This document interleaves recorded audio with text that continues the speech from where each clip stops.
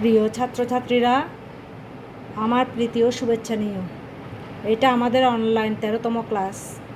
আজকে আমি তোমাদেরকে পরিসংখ্যান দ্বিতীয় পত্রের তৃতীয় অধ্যায় গাণিতিক প্রত্যাশা নিয়ে আলোচনা করব।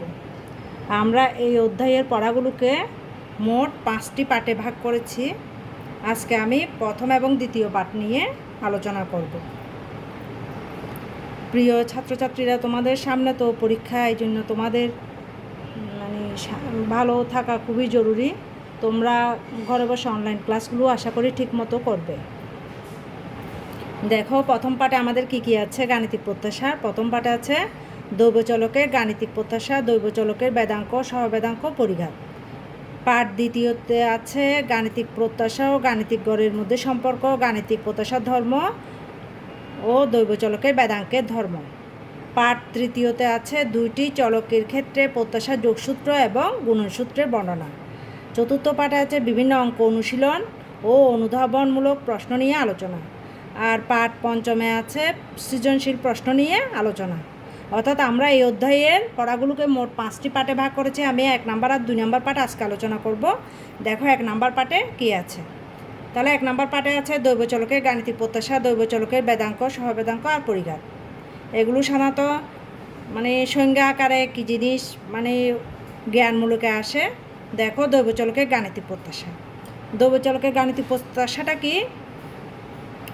কোনো দৈবচলকের প্রতিটি মান এবং এদের নিজ নিজ সম্ভাবনার গুণফলের সমষ্টিকে ওই দৈবচলকের গাণিতিক প্রত্যাশা বলে। অর্থাৎ দৈবচলকের যে মানগুলো থাকবে, তাদের যে সম্ভাবনাগুলো থাকবে, প্রত্যেকটা মানের সাথে প্রত্যেকটা সম্ভাবনার নিজ নিজ সম্ভাবনার গুণফলের সমষ্টিকে ওই দৈবচলকের গাণিতিক প্রত্যাশা বলে। গাণিতিক প্রত্যাশাকে সাধারণত এক্স দিয়ে চিহ্নিত করা হয়। বিচ্ছিন্ন দৈবচলকের ক্ষেত্রে গাণিতিক প্রত্যাশা এক্স সমান summation of X I P X I, যখন আই এর মান 1 থেকে n। আর অবিচ্ছিন্ন দৈবচলক এক্সের ক্ষেত্রে গাণিতিক প্রত্যাশা এক্স সমান integration of X into F X DX. দেখো, এফ এক্স ডিএক্স।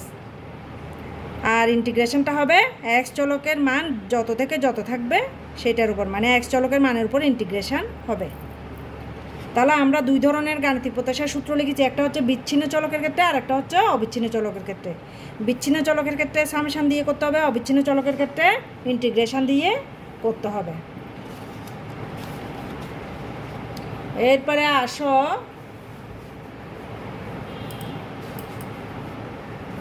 দৈবচলকের বেদাঙ্ক। দৈবচলকের বেদাঙ্ক কি দিয়ে চিহ্নিত করে? বিএক্স দিয়ে চিহ্নিত করে। তাহলে দৈবচলকের বেদাঙ্কটা কি জিনিস? কোনো দৈবচলকের মানগুলোর থেকে এদের প্রত্যাশার বিয়োগফলের বর্গের প্রত্যাশিত মানকে ওই দৈবচলকের বেদাঙ্ক বলে। অর্থাৎ কোনো দৈবচলক এক্সের প্রত্যাশা এক্স হলে এক্স দৈবচলকের বেদাঙ্ক বিএক্স সমান হবে E of X minus E X whole square. অর্থাৎ দৈবচলকের প্রতিটি মান থেকে তাদের প্রত্যাশার ব্যবধানের বর্গের গাণিতিক প্রত্যাশাকে দৈবচলকের বেদাঙ্ক বলে। দৈবচলকের বেদাঙ্ককে তাহলে কি দিয়ে চিহ্নিত করা হয়? বিএক্স দিয়ে চিহ্নিত করা হয়। তাহলে বিএক্স সমান আমরা কি পাচ্ছি? বিএক্স সমান E of X minus E X whole square. এটাকে আমরা সাধারণত তাত্ত্বিক সূত্র বা তত্ত্বীয় সূত্র বলি। আরও একটা সূত্র আছে, সেটা হচ্ছে ব্যবহারিক সূত্র।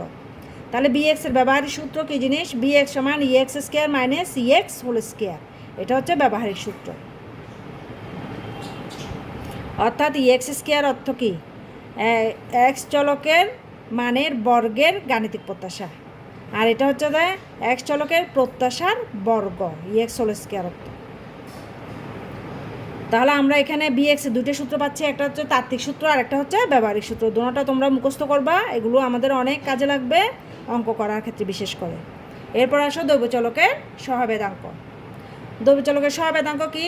দুটি দৈবচলকের নিজস্ব মানের সাথে নিজ নিজ প্রত্যাশার ব্যবধানের গুণফলের প্রত্যাশিত মানকে উক্ত চলকদ্বয়ের সহবেদাঙ্ক বলে। তাহলে দেখো, দুটি দৈবচলক এক্স ও ওয়াই এর গাণিতিক প্রত্যাশা যথাক্রমে এক্স ও ইউআই হলে এক্স ও ওয়াই চলকের সহবেদাঙ্ককে কোভেরিয়েন্স অফ এক্স ওয়াই দ্বারা চিহ্নিত করা হয় এবং নিম্নরূপে প্রকাশ করা হয়। তাহলে কোভেরিয়েন্স অফ এক্স ওয়াই সমান কি? ই অফ, এখানে দুইটা জিনিসের গুণফল, একটা হচ্ছে এক্স মাইনাস ই এক্স আর একটা হচ্ছে ওয়াই মাইনাস ই ওয়াই। এই দুটো গুণফলের আবার গাণিতিক প্রত্যাশা নিতে হবে। তাহলে কোভেরিয়েন্স অফ এক্স ওয়াই হচ্ছে এক্স চলকের মান থেকে তার গাণিতিক প্রত্যাশার ব্যবধান এবং ওয়াই চলকের মান থেকে তার গাণিতিক প্রত্যাশার ব্যবধান, এই দুটোটা ব্যবধানের গুণফলের আবার গাণিতিক প্রত্যাশা। তাহলে কোভেরিয়েন্স অফ এক্স ওয়াই সমান E of X minus E X into Y of E Y. এই দুটো গাণিতিক প্রত্যাশা হচ্ছে তত্ত্বীয় সূত্র, অর্থাৎ এই সূত্রটা হচ্ছে তত্ত্বীয় সূত্র। আরও একটা সূত্র আছে কোভেরিয়েন্সের সহবেদাঙ্কের, সেই কোভেরিয়েন্সের সূত্রটা হচ্ছে, দেখো, কোভেরিয়েন্স অফ এক্স ওয়াই সমান E of X Y minus E of X into E of Y. এটা হচ্ছে গণনার সূত্র বা ব্যবহারিক সূত্র, অর্থাৎ আমাদের ব্যবহারিক ক্ষেত্রে বেশিরভাগ এই সূত্রটা কাজে লাগে। তাহলে কোভেরিয়েন্সের দুইটা সূত্র পাচ্ছি, মানে সহবেদাঙ্কের দুইটা সূত্র পাচ্ছি, একটা তত্ত্বীয়, একটা গাণিতিক বা ব্যবহারিক বা গণনার সূত্র। এগুলো তোমরা মুখস্থ করে ফেলবা, দুটোটাই কাজে লাগে আমাদের। তারপরে আসো দৈবচলকের পরিঘাত। এটা এমনি পরীক্ষায় আসে না, তবুও জেনে রাখা ভালো। দেখো দৈবচলকের পরিঘাত কী জিনিস। কোনো তথ্যসারির প্রতিটি মান হতে এর গড় মান বা গড় ছাড়া অন্য যে কোনো ধ্রুবকের ব্যবধানের বিভিন্ন ঘাতের বা শক্তির সমষ্টিকে মোট পদসংখ্যা দ্বারা ভাগ করে যে মান পাওয়া যায় তাকে পরিঘাত বা মোমেন্ট বলে। কোনো দৈবচলক এক্স, সেটা যদি বিচ্ছিন্ন হয় এবং এটার সম্ভাবনা ফাংশন যদি পি এক্স হয়, তবে মূল বিন্দুর সাপেক্ষে দ্বিতীয় পরিঘাতকে মিউ টু প্রাইম সমান সমান হবে E of X minus zero whole square. এখানে যেহেতু মূল বিন্দু সাপেক্ষে, এই জন্য X minus zero whole square সমান সমান ই অফ এক্স স্কোয়ার সমান সমান summation of X I square into P X I. I এর মান যখন এক থেকে এন। আর দেখো, যখন দৈবচলক এক্স যখন অবিচ্ছিন্ন হয় এবং এর ঘনত্ব সম্ভাবনা ঘনত্ব ফাংশন যদি এফ এক্স হয়, তবে মূল বিন্দুর সাপেক্ষে দ্বিতীয় পরিঘাতকে আমরা সাধারণত কী দিয়ে চিহ্নিত করব? Mu two. এখানে প্রাইম লিখব না, আচ্ছা মিউ টু প্রাইম লিখব, কারণ এটা হচ্ছে যে আমাদের মূল বিন্দুর সাপেক্ষে যেহেতু, এই জন্য এটা হচ্ছে কাঁচা পরিঘাত। এই জন্য মিউ টু প্রাইম সমান E of X minus zero whole square সমান ই অফ এক্স স্কোয়ার। যেহেতু এটা অবিচ্ছিন্ন দৈবচলক, এই জন্য integration of X square F X DX, আর ইন্টিগ্রেশনটা হবে এক্স চলকের মানের উপরে। তাহলে এটা হচ্ছে যে দৈবচলকের পরিঘাতের সূত্র। দেখো, এটা সাধারণত পরীক্ষায় আসে না, তবুও আমাদের জেনে রাখা ভালো, অনেক সময় আমাদের কাজে লাগতে পারে। এরপরে আমরা পার্ট 2-এ যাব। পার্ট 2 আমাদের কী ছিল? পার্ট 2 অর্থাৎ পরিসংখ্যান দ্বিতীয় পত্রের তৃতীয় অধ্যায়ের পার্ট 2 হচ্ছে গাণিতিক প্রত্যাশা ও গাণিতিক গড়ের মধ্যে সম্পর্ক।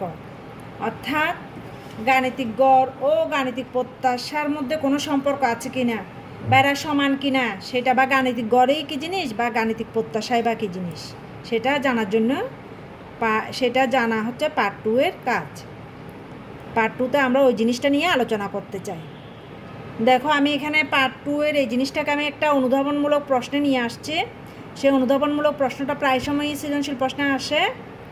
গাণিতিক গড় ও গাণিতিক প্রত্যাশা কি একই মান? ব্যাখ্যা করো। দেখো উত্তর, দেখো, গাণিতিক গড় ও গাণিতিক প্রত্যাশা মূলত, এটা হবে মূলক না, মূলত একই মান। অর্থাৎ গাণিতিক প্রত্যাশা ও গাণিতিক গড় মূলত একই মান। সেই ব্যাখ্যাটা আমরা প্রমাণ করতেছি। ব্যাখ্যা মানে প্রমাণ। ধরা যাক এক্স দৈবচলকের এন সংখ্যক মান x1 x2 ... xn এবং তাদের গণসংখ্যা যথাক্রমে f1, f2, ...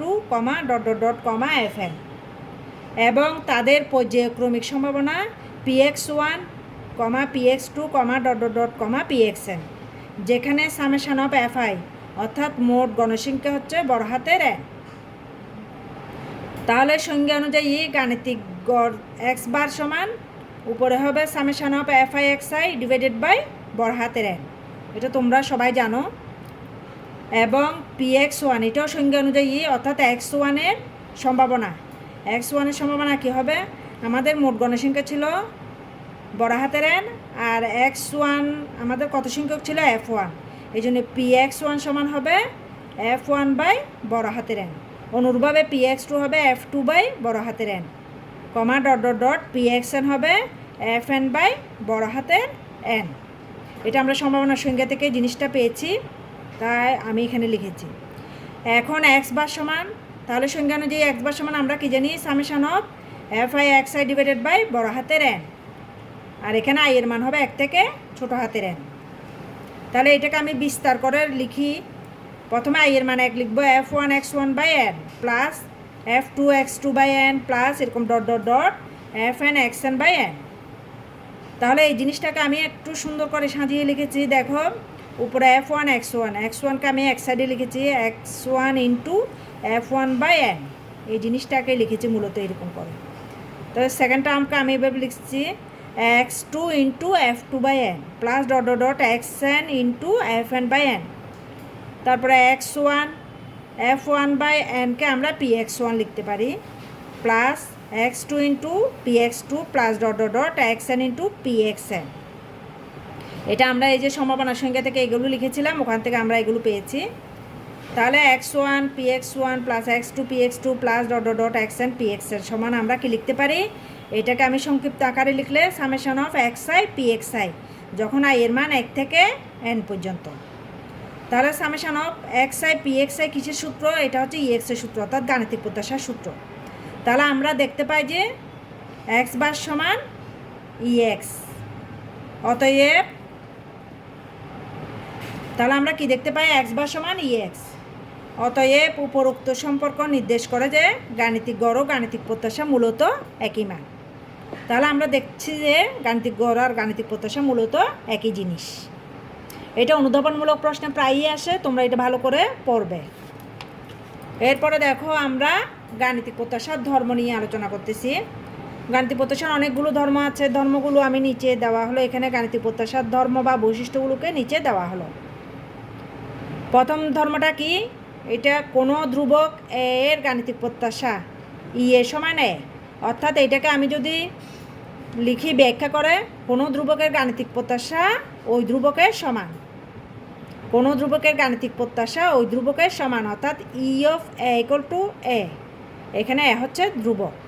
2 নাম্বারটা দেখো, এক্স একটি দৈবচলক ও একটি ধ্রুবক হলে ই অফ এক্স সমান এ ইন্টু এক্স, যেখানে এ ইজ নট ইকুয়াল টু 0, অর্থাৎ একটা চলক এক্স হলে একটা ধ্রুবক হলে দুটোটার গুণফলের গাণিতিক প্রত্যাশা হবে ধ্রুবকটা বাইরে আসবে এ ইন্টু এক্স, যখন এর মান 0 হবে না।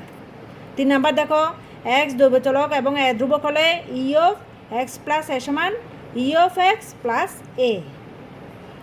4 নাম্বার দেখো, দুটি দৈবচলক দুটোটা স্বাধীনও হতে পারে অধীনও হতে পারে, সেই জিনিসটা এখানে লিখেছি। অর্থাৎ দুটি দৈবচলকের যোগফলের গাণিতিক প্রত্যাশা তাদের নিজ নিজ প্রত্যাশার যোগফলের সমান, অর্থাৎ এক্স ও ওয়াই দুটি দৈবচলকের জন্য E of X plus Y সমান E of X plus E of Y, অর্থাৎ দুটি দৈবচলকের যোগফলের প্রত্যাশা তাদের নিজ নিজ প্রত্যাশার যোগফলের সমান। 5 নাম্বার দেখো, দুটি দৈবচলকের সেগুলো যদি স্বাধীন বা অধীন হয়, দুটোটাই হতে পারবে, বিয়োগফলের প্রত্যাশা তাদের নিজ নিজ প্রত্যাশার বিয়োগফলের সমান, অর্থাৎ ই অফ, এই জিনিসটা এখানে লিখে দিই নাই, অর্থাৎ দেখো, অর্থাৎ E of X minus Y সমান কী হবে, E of X minus E of Y.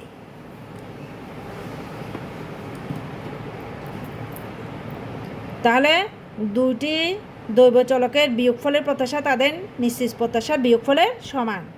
তারপর 6 নাম্বার দেখো, দুটি স্বাধীন দৈবচলকের, এক্ষেত্রে অধীন হবে না, এটা গুণন সূত্র, আসলে দুইটি স্বাধীন দৈবচলকের গুণফলের প্রত্যাশা তাদের নিশ্চিত প্রত্যাশার গুণফলের সমান, অর্থাৎ এখানে জিনিসটা লেখো, অর্থাৎ ই অফ এক্স ওয়াই সমান হবে E of X into E of Y. এক্ষেত্রে চলক দুটো কিন্তু অবশ্যই স্বাধীন হতে হবে, এটাকে গুণনসূত্র বলে। এর আগে যেটা যোগ E of X plus Y সমান E of X plus E of Y যেটা বলছিলাম 4 নাম্বারে, সেটা হচ্ছে প্রত্যাশার যোগসূত্র, আর এখানে 6 নাম্বারটা হচ্ছে প্রত্যাশার গুণনসূত্র। যোগসূত্রের ক্ষেত্রে চলক দুটোটা স্বাধীন বা অধীন হতে পারবে, কিন্তু গুণন সূত্রের ক্ষেত্রে অবশ্যই শুধু স্বাধীন হবে, অধীন হতে পারবে না। 7 নাম্বার দেখো, এক্স একটি দৈব চলক হলে E of X square is greater than equal to E of X whole square. অর্থাৎ কোনো দৈব চলকের বর্গের প্রত্যাশা ওই দৈব চলকের প্রত্যাশার বর্গের থেকে বড় হবে। ই অফ এক্স স্কোয়ার মানে দৈব চলকের বর্গের প্রত্যাশা, আর E of X whole square মানে প্রত্যাশার বর্গ। আচ্ছা, এবার 7 নাম্বার দেখো, এক্স দৈব চলকের মানগুলো অশূন্য, ধনাত্মক ও অসমান হলে E of 1/x is greater than equal two 1/e of x. তারপর 9 নাম্বার দেখো, এক্স একটি দৈব চলক হলে E of X minus E x সমান 0 হবে। 10 নাম্বার দেখো, এক্স ও ওয়াই দুটি স্বাধীন দৈব চলক এবং এ ও বি দুটি ধ্রুবক হলে E of X plus B Y সমান A into X plus B into Y হবে। 11 নাম্বার দেখো, এক্স ও ওয়াই দুটি দৈব চলক এবং X is greater than equal to Y হলে E X is greater than equal to Y হবে। অর্থাৎ এক্স আর ওয়াই দুটি দৈব চলক যদি হয় এবং এক্স যদি ওয়াই থেকে বড় হয় তবে ই এক্স ইউআই থেকে বড় হবে, সেটাই বলতেছে। তোমরা এই ধর্মগুলো প্রায় সময় অনুধাবনমূলক প্রশ্নের মধ্যে আসে, ব্যাখ্যা করতে বলে প্রমাণ, এগুলো এই জন্য আমাদের খুবই দরকার। তোমরা এগুলো মুখস্থ করবে, এগুলো অঙ্ক করার সময় আমাদের কাজে লাগবে। প্রিয় শিক্ষার্থীরা, আজকে এখানেই শেষ করো, আগামী ক্লাসের প্রতীক্ষায়।